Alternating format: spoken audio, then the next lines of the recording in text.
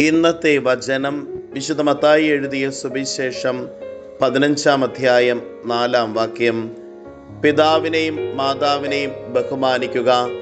പിതാവിനെയോ മാതാവിനെയോ അധിക്ഷേപിക്കുന്നവൻ മരിക്കണം എന്ന് ദൈവം കൽപ്പിച്ചിരിക്കുന്നു.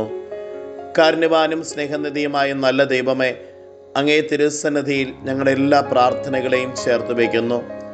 മാതാപിതാക്കളെ ആത്മാർത്ഥമായി സ്നേഹിക്കുവാനും അവരെ ബഹുമാനിക്കുവാനും അവരുടെ രോഗത്തിൻ്റെയും വേദനയുടെയും സഹനത്തിൻ്റെയും നേരത്ത് അവർക്കൊരാശ്വാസമായി തീരുവാനും ഞങ്ങളെ അനുഗ്രഹിക്കണമേ. അമ്മേ മാതാവേ, ഞങ്ങൾക്ക് വേണ്ടി മാധ്യസ്ഥം യാചിക്കണമേ.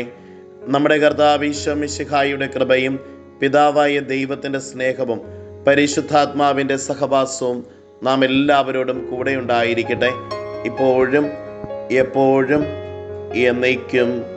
ആമേൻ.